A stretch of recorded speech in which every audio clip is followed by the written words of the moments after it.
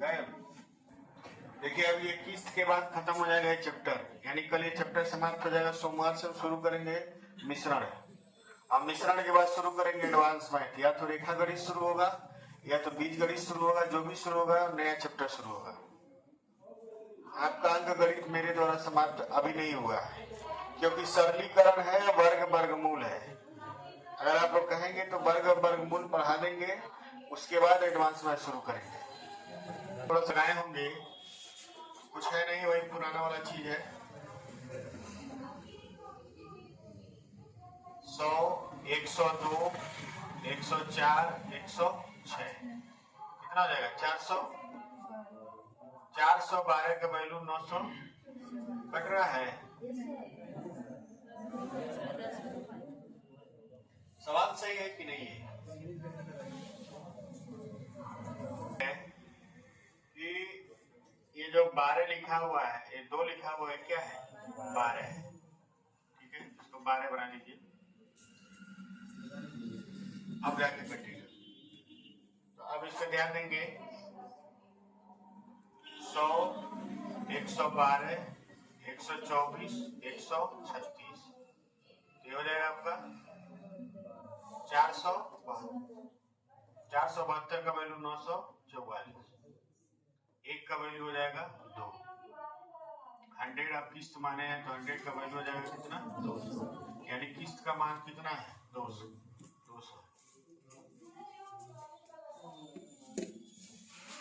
12% बना लीजिएगा।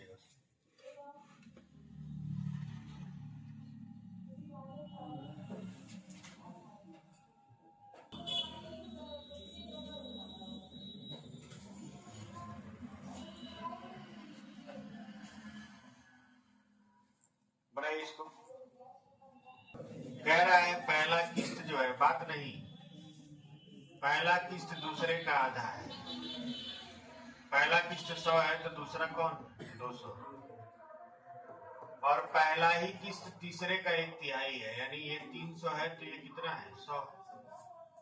पहला किस्त दूसरे का आधा है और पहला ही किस्त तीसरे का 1/3 है, तो 100 हो गया, 200 हो गया, 300।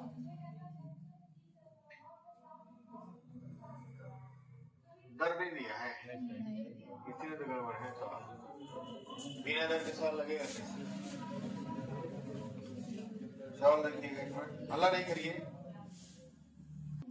10% वार्षिक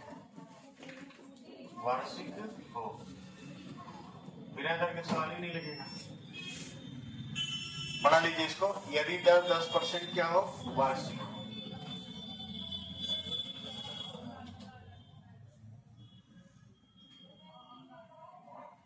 अब देखिए, तीसरा किस्त 300 है, दूसरा किस्त 200 है और पहला किस्त 100 है। इस पर कोई ब्याज नहीं लगेगा, कोई ब्याज नहीं। ये रहेगा कितना? 300।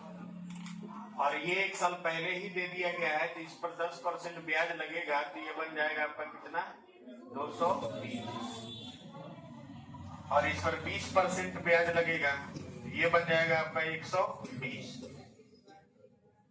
सबको जोड़िए, इन दो 5 6 640। 640 का वैल्यू दिया है 12,800। 12,800। 64 दूना 128। एक का वैल्यू कितना होगा? 20। एक का वैल्यू 20 है, तो आपसे पूछा है तीसरी किस्त का मान कितना है? 300। तो 300 का मान कितना आ जाएगा? 6,000। तीसरा किस्त हो जाएगा 6। लगा लीजिए।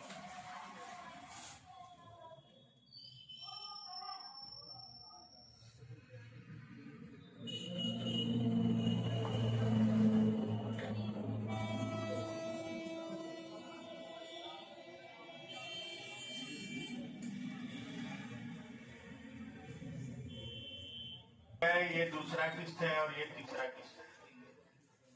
पहला किस्त दूसरे का आधा है, अगर ये 100 है तो ये 200 है। और दूसरा किस्त तीसरे का आधा है, यानी ये 400 है। इस पर ब्याज नहीं लगेगा, ये हो जाएगा 400। और इस पर ब्याज लगेगा कितना? 20%, इसका 20% निकालेंगे तो आ जाएगा 240 और इसका लगेगा 40%, ये हो जाएगा 140। सबको मिला जुला के कितना होगा? 780 का वैल्यू कितना है? 39। यानी कितना है? 4 जीरो। इसको काट देंगे, 78 25 होता है 390, यानी 1 का वैल्यू कितना है? 500। पूछा है दूसरी किस्त का मान, दूसरी किस्त का मान कितना है? 200। तो 200 का मान क्या हो जाएगा? 200 बराबर 200 गुणे 500 हो जाएगा कितना? 5 दूना 10, 1 लाख हो जाएगा। 1 लाख हो जाएगा। क्या हुआ? ऑप्शन गलत है, कोई बात नहीं। 18,000 रुपये 1 लाख बना लीजिए। ऑप्शन नहीं लगा इसका मतलब लगाएंगे नहीं, लगाई। सवाल समझ में आ रहा है ना? ठीक, आधा अधूरा सवाल लिखा हुआ था।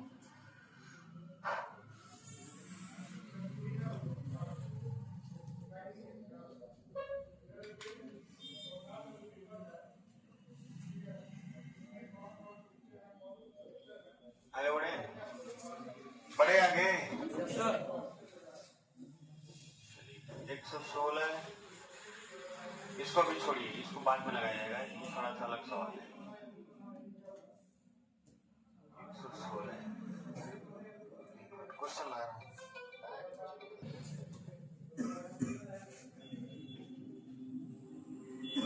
एक मोबाइल को 4400 रुपए नगद में दीजिए या 2000 रुपए के अग्रिम भुगतान, कैश पेमेंट, इसको बोलते हैं डाउन पेमेंट, के साथ 2440 रुपए 1 महीने बाद देना है।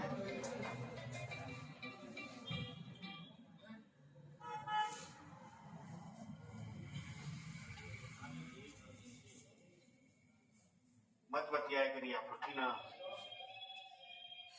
2440 रुपए 1 महीने बाद देने हैं। किस योजना में लगाया गया वार्षिक दर क्या है? या तो एक ही बार में दे कितना रुपया? एक बार में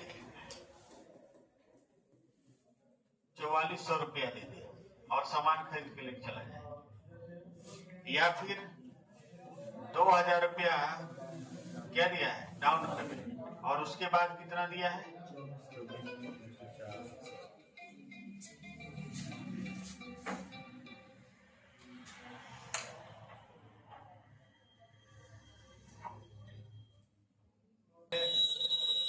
$2440।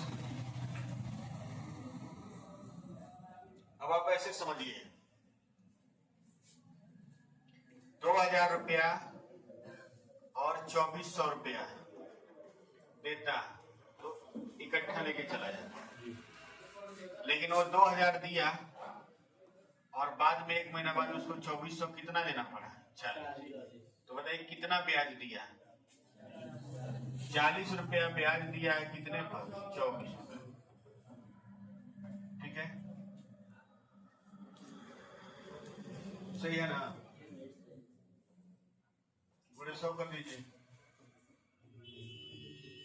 गुणे 100 कर देंगे, ये 0 से 0 कट जाएगा और 8 3 का 24, 8 बचे 40, 5/3%।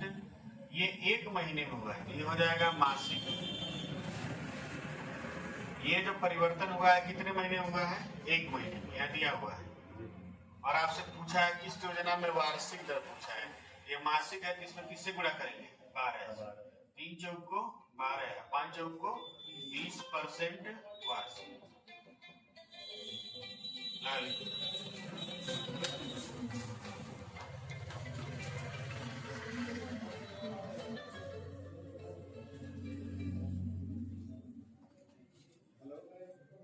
करना है ना पूरा। अगले हफ्ते नया चैप्टर यहाँ लिख लेंगे, चक्रवृद्धि। चक्रवृद्धि ब्याज किस पर रहा है? सवाल लिखा हुआ नहीं है, एक सवाल हम लिख रहे हैं, बोर्ड पे ध्यान से लिखेंगे, ठीक है?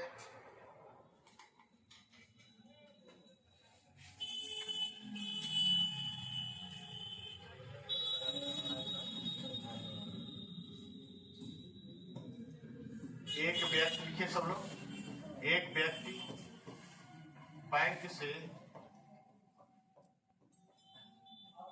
10% चक्रवृद्धि ब्याज की दर से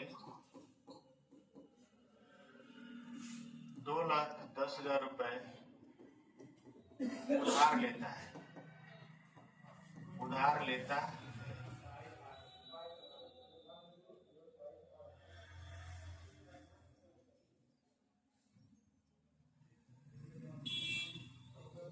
इसे वह 2 किस्तों में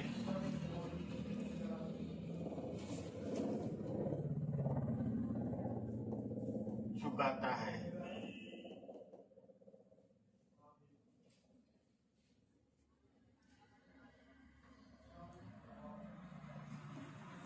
पहला 1 वर्ष बाद, दूसरा 2 वर्ष बाद। 2 वर्ष बाद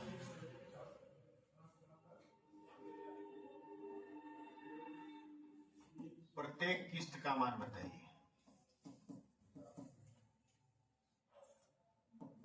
प्रत्येक किस्त का मान बताइए। प्रत्येक किस्त का मान क्या हो? चक्रवृद्धि ब्याज में किस्त के प्रश्न को लगाने का तरीका बहुत अच्छा है, समझ रहे ना? कैसे लगाएंगे ध्यान से देखेंगे आप लोग। सवाल लिख लिए हैं? नहीं लिखे तब भी करिए, कोई दिक्कत नहीं। कैसे लगाएंगे देखिए। आपको टाइम पर फोकस करना है। किस पे फोकस करना है? टाइम पर फोकस करना है, ठीक। जो हमारा दर दिया है, दर दिया है कितना? 10%। और देखिए किस्त हमेशा बराबर होना चाहिए। किस्त हमेशा बराबर होना चाहिए, बराबर होना चाहिए, ठीक। इन चीजों का ध्यान देंगे। किस्त हमेशा बराबर होना चाहिए, जो दर है उसको देख लेंगे। और किस पे फोकस करेंगे? टाइम। समय कितना है? 2। समय जो है आपका है 2, ठीक। 2 किस्त है तो 2 समय। तो पहले वाले समय में क्या होगा? देखिए 10 से होगा कितना? 11। 10 से कितना हुआ? 11। 10% की दर से 10 से 11 होगा ना, ठीक है। जब दूसरे साल जाएंगे तब ये हो जाएगा, इसका स्क्वायर हो जाएगा और 100 से क्या हो जाएगा? 121। बोलते हैं ना कि समय में दूना जाएंगे तो मूलधन या मिश्रधन में क्या होता है? स्क्वायर हो जाता है, ठीक। फिर से आप समझिए, 2 वर्ष है तो 10% से 10 से कितना हुआ? 11। और जब दूसरे साल में जाएंगे तो 100 से कितना हो जाएगा? 121। अब बताइए ये जो है आपका क्या बोलते हैं? ये उधार धन है। क्या है? उधार धन, जो आप धन उधार लिए हैं। और ये जो है आपका किस्त है, किस्त, ठीक। ये बताइए यहाँ पर किस्त 121 है और यहाँ पर किस्त कितना है? 11। दोनों किस्त बराबर होना चाहिए। क्या होना चाहिए? बराबर। तो बराबर करने के लिए हम 11 से गुणा कर दे रहे हैं। जब इसको 11 से हम गुणा किए हैं तो ये हुआ है 110 से 121, यानी एक साल में 110 जो है वो 121 बन गया, और 2 साल में जो 100 है वो क्या बन गया? 100। कैसे बना ये भी आपको बताया। 110 जो है एक साल में बनेगा कैसे? ऐसे बनेगा 121। और 100 जो है वो 2 साल में, यानी 110 बटा 100 गुणे 110 बटा 100। 100 से ये कट गया, 00 से ये 00 कट गया, क्या बन गया? 121। तो जब आप बैंक को समय से पहले पैसा दिए हैं तो आप दिए हैं 110, कितने में बना है 121, और जो 2 साल पहले दिया गया है वो 100 2 साल में कितना हो गया है 121। ठीक, आ जाएगा, घबराने लो। अब देखिए किस्त आपस में क्या है बराबर। तो आप बताइए यहाँ पे कुल उधार धन कितना है, कुल उधार लिया गया धन कितना है 110 और 100 कितना हो गया 210, और ये भी किस्त है और ये भी क्या है किस्त है, और तो दोनों को जोड़ेंगे तो हो जाएगा देय राशि। तो देय राशि कितना हो जाएगा 242। अब इसमें आप समझिए कि ये जो है उधार लिया गया धन है और ये जो है आपका देय राशि, और किस्त का मान कितना है 121। अब आपसे कहा है कि उधार ली गई धनराशि कितनी है 2,10,000, यानी 210 का वैल्यू दिया है 2,10,000, यही है ना। काटेंगे तो यहां से आएगा 1 का वैल्यू 1000। तो आपसे क्या पूछा है प्रत्येक किस्त का मान, तो किस्त का मान क्या रहेगा, यहाँ लिखते हैं 121 का वैल्यू हो जाएगा 121 के आगे 3 शून्य प्रत्येक किस्त।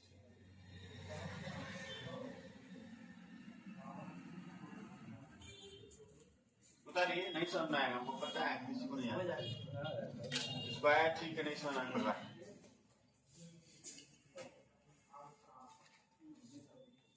बाकी हम लोग कल पढ़ेंगे। आइडिया जाएंगे ना कैसे करना है, कल सब लगा होगा कि खत्म हो जाएगा, बाद में क्लास मिलने में थोड़ा सा समय कम मिलता है।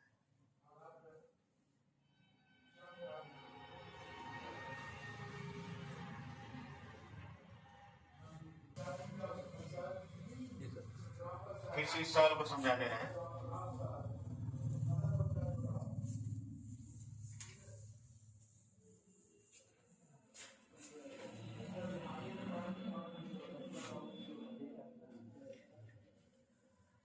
₹10 हुआ कितना 11 और 100 हुआ कितना 121। अब इसको 121 बनाना है तो 121 बनाने के लिए किससे गुणा किए 11, इसमें भी 11 से गुणा हुआ तो 110।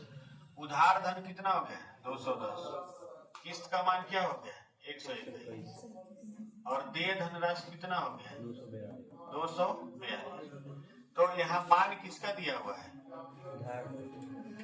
उधार का, तो 210 का वैल्यू है 2,10,000, किससे गुणा हुआ है 1000 से, तो इसमें भी 1000 से गुणा करेंगे तो किस्त का मान कितना आ जाएगा 121 के आगे क्या होगा 300, यानी 1,21,000 हो जाएगा। इतना किस्त है।